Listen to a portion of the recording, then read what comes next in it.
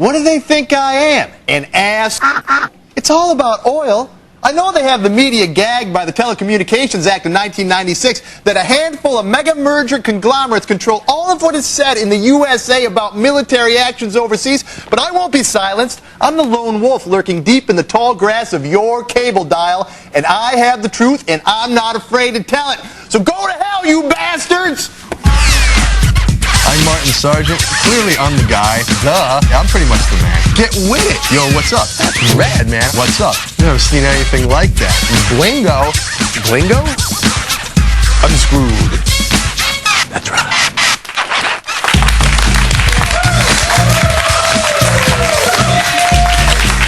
Hey, what up, and thanks for disobeying the people you trust and tuning in to Unscrewed. I'm Martin Sargent. I just broke my pencil. It's Sacatura, the only woman whose number I have stored in my Palm Pilot, the Swish. I'm the only one, really? You are the only one. Oh, that's so sad. My mom used to be in there, but that didn't quite work out. So, Laura, I've been gone for a week now. So, on a scale from Windows 1.0 to XP Professional Edition, how much did you miss me when I was on vacation? You were on vacation? No way! Get out of here! Where'd you go? Did you go to, like, the Betty Ford Clinic or something? No, I didn't go to the Betty Ford Clinic. I thought I would have heard something. That's weird. No, me and my Dungeons & Dragons Club went on our annual live-action role-playing weekend outside of Sacramento. Sacramento, there be dragons here. Live-action role? Yeah, it's really awesome. Here's what we do. Instead of playing D&D with like dice and paper, sitting in my parents' basement drinking 3-liter bottles of Mellow Yellow, we get all dressed up like elves and wizards and orcs and play real Dungeons & Dragons in a county park near Sacramento. This year I was Snippy Skittlefoot, 7th level halfling thief with a +1 short sword and boots of elven kind, which make him walk silently through the woods. But then I got bit by this giant poisonous spider and I failed my saving throw pretty early on. But at least my death allowed me to shoot a little footage of the vacation. Here, take a look. Oh, great, Tiamat! Our stalwart band of adventurers have been ambushed by a party of trolls and hobgoblins, but our wise old wizard, Mezbul the Grey, fights back by casting lightning bolts. Laura, look at the ferocity. Clearly, at this point, the battle could have gone either way. I could barely hold the camera. I was so nervous. But then, huzzah! Those winds of those forgotten realms started to shift in our favor, and our good cleric, Father Cecil, cast a sleep spell, and thank Odin, we could continue our quest for the Axe of the Dwarvish Lords. Wow. And we got 13 gold pieces for our haversacks from that little battle. I don't even think I understood anything you just said. You're such a nerd, Laura. You don't understand that. But it's great to be back because, you know, acting like a hobbit all weekend, it just takes a lot out of a guy. But great show tonight. We've got the man who wrote the book that inspired Oliver Stone's movie JFK. That's right, Jim Mars is here to tell us about the ancient secret societies that still rule the world. And it's not the Green Party, all right?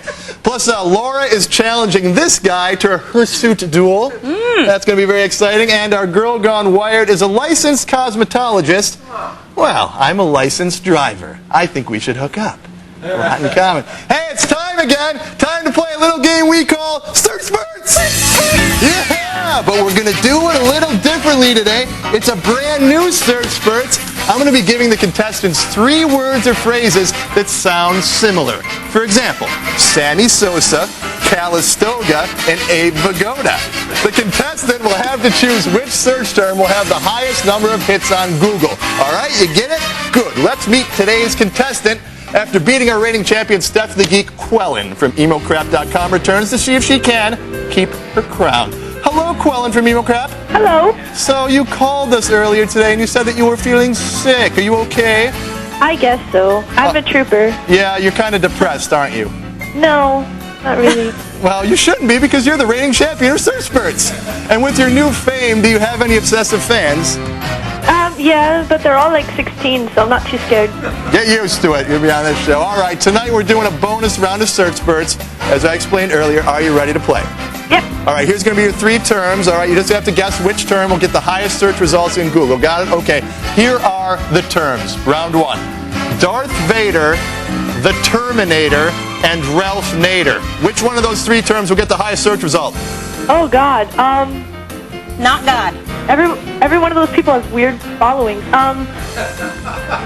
The Terminator? The Terminator? No, I'm sorry, that is incorrect. The real answer, no, you're right, the Terminator. The Terminator with 2,930,000 hits to Darth Vader's 191,000 and Ralph Nair's $226,000. Good. You got to get 2 out of 3 right to get this. All right, here's your second round of terms. Napster, The Rapture, or Pap Schmear. Which one's going to get the highest search result? Pap Schmear, probably. Pap Schmear? No, I'm sorry, it's Napster with 1,640,000. Pap Schmear got a mere 122,000. Really? Come on, people, get in there and get your exams. It's very important. Okay, before I go on. Bagels? Pap Schmear?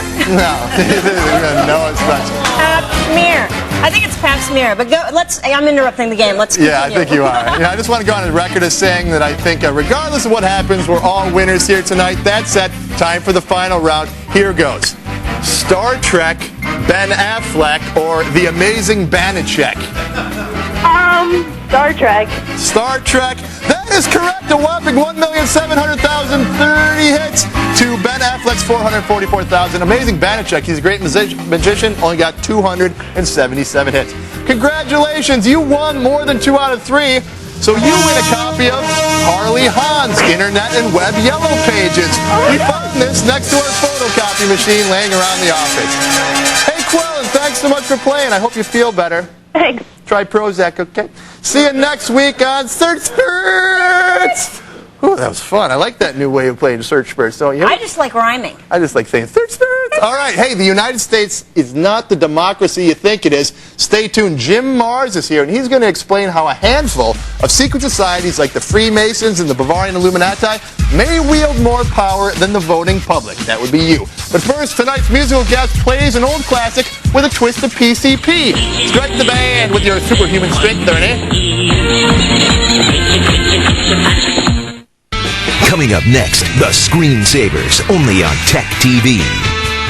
And now it's another Get Into Gear giveaway clue to win a 2004 BMW Z4 plus cool daily prizes. Hi, I'm Adam Sessler. Earl Dixon was an employee at Johnson & Johnson when he invented the Band-Aid in 1921. That's the clue. Now log on to techtv.com/getintogear and take the Get Into Gear quiz. And keep watching TechTV weeknights anytime between 7 p.m. and 1 a.m. Eastern till October 31st for more clues and more chances to win. It's TechTV's Get Into Gear giveaway, brought to you by RCA.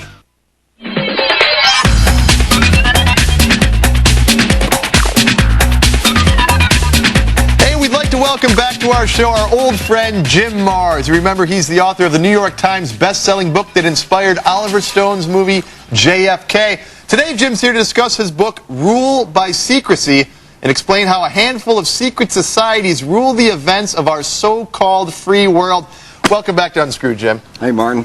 So your book starts with quotes from a British Prime Minister, a U.S. Supreme Court Justice, a German industrialist, and a U.S. President. They all confirm that there are a mere handful of people successfully conspiring to rule the Western world. How could this be possible? It seems nuts. It seems nuts, but that's why I put those quotes in there, because I didn't want somebody to think, well, here's just another conspiracy theorist. But when Benjamin Disraeli and Woodrow Wilson and Barry Goldwater and, various and sundry others all say the same thing, I think we should pay attention to it. Well, what about democracy, though? This is supposedly a free country. You say that this is not so, that there is sort of this Illuminati that's controlling it in the background? Well, you see, it's real easy to control democracy because democracy is just ruled by the majority, right? And what's the best example of that? A lynch mob. They all say lynch him, so they hang him. We're not supposed to have a democracy. We're supposed to have a democratic republic. Okay, but you never hear a national politician refer to the republic anymore, because then you have a system of laws and checks and balances. So it really makes a mockery of freedom when in a democracy, because it sounds good on paper, but if you control the mass media, then you control the mass mind and you control the democracy. All right, let's try to distill it a little bit here. Knowledge is power. What organizations specifically are we talking about, these so-called secret societies that are manipulating Western society? Okay, I'm going to name 3, and they all tie together. First, we have the Trilateral Commission. Trilateral Commission, okay. And then, which was nothing more than an offshoot, a little more public offshoot of the old Council on Foreign Relations. And then the inner core elite of these 2 organizations meet once a year under the name Bilderbergers. They're so secretive they don't even have a name. They just call them the Bilderbergers because they were first discovered meeting in 1954 at the Bilderberg Hotel over in Holland. Now, these are not secret societies in the effect that nobody knows about them, and they've got websites and they've got addresses and they're in the phone book. I call them secret societies because you and I can't join. Why is that? Well, they would, of course, want me to join. I don't know about you, but... No, I don't want you. They go through very stringent screening procedures. They only allow the people in that they know are going to be... What kind of people are they looking for? Who is in these secret societies? They're looking for people who support their agenda, which, in their own words, is globalism. Some people call it the New World Order. And it's one world government, one world economic system, one world military system, one world corporate system, one world communications, and they've even talked about one world religion. One of the names that comes up in your book is Colonel Edward Mandell House. What's the significance of this figure in secret society history? Well, at one point, Colonel House, who, by the way, is a fellow Texan... Congratulations. was, I don't know, Eric Johnson, you know, Sam Rayburn, all these guys seem to come from Texas. They, at one point, this guy was the most powerful man in this country because he was the chief advisor to Woodrow Wilson. And it was under Woodrow Wilson that we not only had World War I, but we also got the income tax system initiated and the Federal Reserve So system. he was an advisor to Wilson? Yes. Okay. But he was never elected. And yet he was the most powerful guy going, and he in turn was one of the founders of the Council on Foreign Relations. All right, so like Wilson's 14 points, you're saying that they were all sort of authored by this guy and Wilson just sort of adopted them? Well, that's the point of having an advisor, is it not? Why is that a conspiracy? Well, a conspiracy is not necessarily bad. If we conspire to throw you a surprise birthday party, it's a conspiracy, but it's not bad.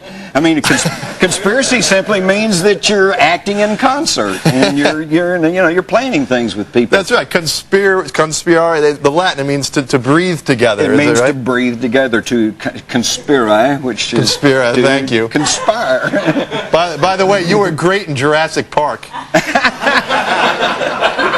So at the heart of these societies, some of the biggest names in U.S. history. We got the Rockefellers. We got J.P. Morgan and family. Who more recently? I mean, we've heard of all these rich people of yore. Who are the people that are more close to our time in secret societies? Well, let's talk about the current Bush administration. George W. Bush, as far as I know, is not a card-carrying member of any of these secret societies. But well, they're not going to let that guy in. But he's not in charge. And his dad, George Sr., and Dick Cheney, and Rumsfeld, and a few of these other guys that are all around him, they are members. They are in charge. They are, and they are members of these organizations. Well, George Bush Sr., he was a member of the Skull and Bones. Yes, yeah. And so was George Jr. Okay.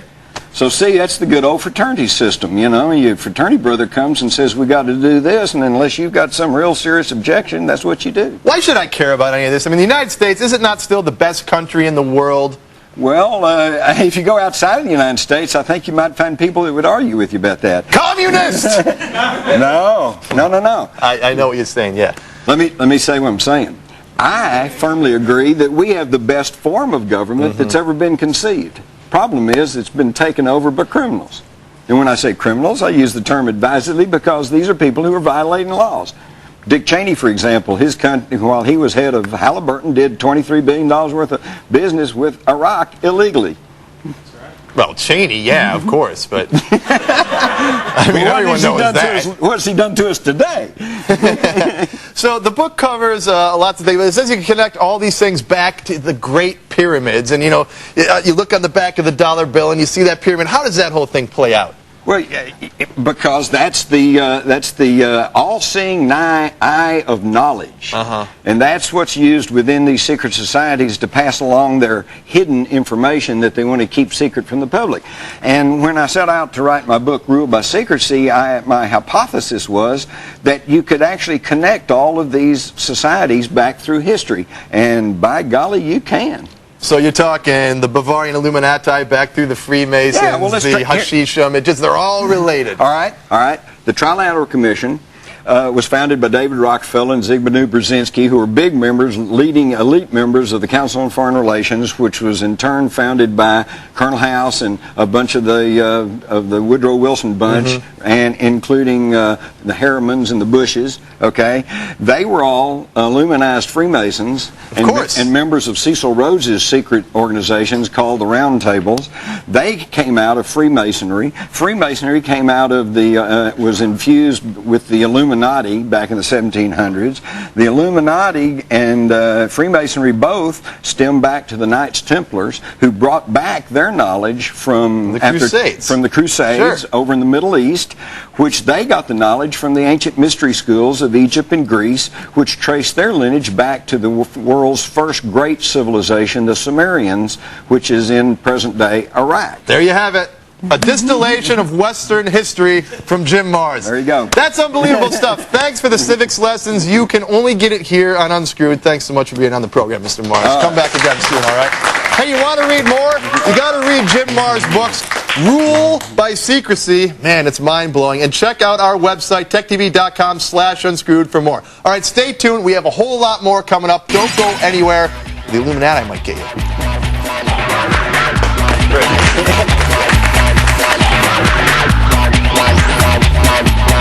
Win a BMW Z4. TechTV's Get Into Gear giveaway. It's on now.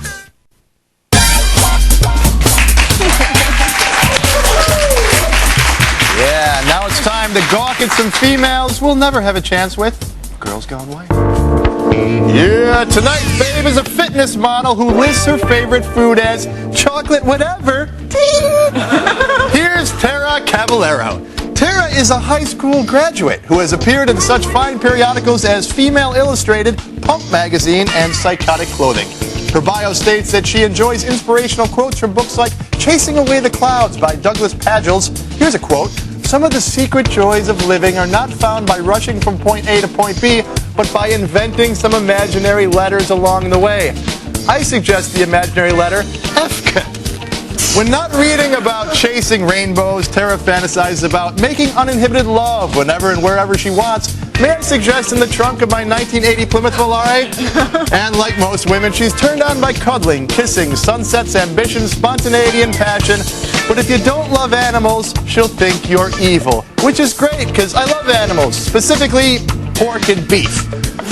The one man Tara would love to meet is Hugh Hefner, because she thinks she has the stuff to be the next Playmate. So keep searching for that pot of gold, Tara. You've inspired us to make you our girl gone wired. All right then, Laura. I have a very important announcement to make. And that would be? As of August 2nd, I am officially with beard. Beard? Huh? And ew. I know, I can hardly believe it myself, but I realized that I wanted to have more in life than a wildly successful talk show career, so I did it. I went out and... Yeah, and I don't mean to rain on your parade here, Laura, but all I see is the beginnings of a mustache. I don't know what you're talking about. Hey, but that's not the point. The point is, I've got a beard surrogate. Beard surrogate. Yes, what the hell brought this on? Why do you need a beard so bad? Well, I was depressed one day, and so I went to the internet to seek solace, We all and do. lo and behold, I found it at uni.com/beard contest, and it started August 2nd, and it challenges players not to shave until December, so every day or two, participants upload new pictures of themselves to document their beard's progress. Okay, I get it, but the big question is, who is this beard surrogate of yours? Well, actually, he's here tonight. It's Mike. Landry? The intern? Why would you pick him to be your beard surrogate, not me? Because. Why not me? Because I want my beard to grow. Okay, if we had a beard together, it would just stay the same length. Not really a beard, not exactly stubble, just sit there. And I want more for my beard. Oh, yeah, so I guess Landry's your guy. How's he doing so far? Well, to be honest, not so hot. Yeah, look at that. I'm trying the hardest I can. Oh, God. Well, what's with the patches, Landry? Look, nothing here. You know what? I saw you drinking last night. Did you know that every time you have a drink, your beard has a drink as well? Really? Yeah, really. You know what? Take a look at these pictures. They're from the Reno Beard and Mustache Contest. Oh, my God. They have You see that? Yeah. You want to know what these guys do? What? They don't drink. I want that for our beard. So from now on, on the up and up.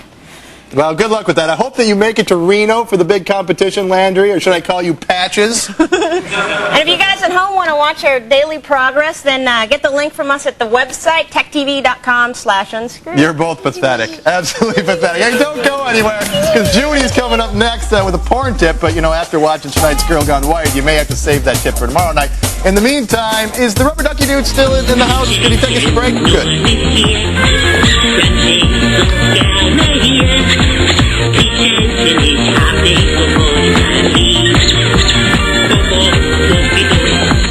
You could win a BMW Z4 and other cool prizes from TechTV. To enter, watch TechTV anytime Monday through Friday between 7 p.m. and 1 a.m. Eastern. Look for the Get Into Gear clues. Then log on to techtv.com/getintogear to take the quiz. TechTV's Get Into Gear giveaway. It's on now. Brought to you by RCA.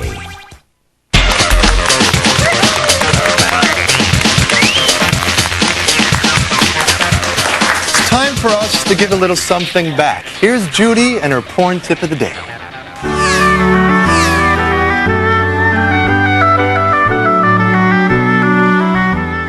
Hi, it's me, Judy, with your porn tip of the day. Do you want to watch those dirty movies that you've downloaded from your favorite peer-to-peer network? Speaking of peer-to-peer, I've heard about some of those women down at the docks who network from peer-to-peer. I think that's a story for late night. Anyway, to watch those movies, you're going to need to install something called the DivX codec. DivX codec will allow you to actually play those movies. Because aren't you frustrated enough? Here's how you do it. You want to go to DivX.com. Download the installer. The free version is great. Then run the program and follow the instructions. It's just as easy as the girls you'll be watching in no time. Divx.com. Don't forget to email me, send me your favorite tips at judy@techtv.com. I love hearing from you. Bye for now.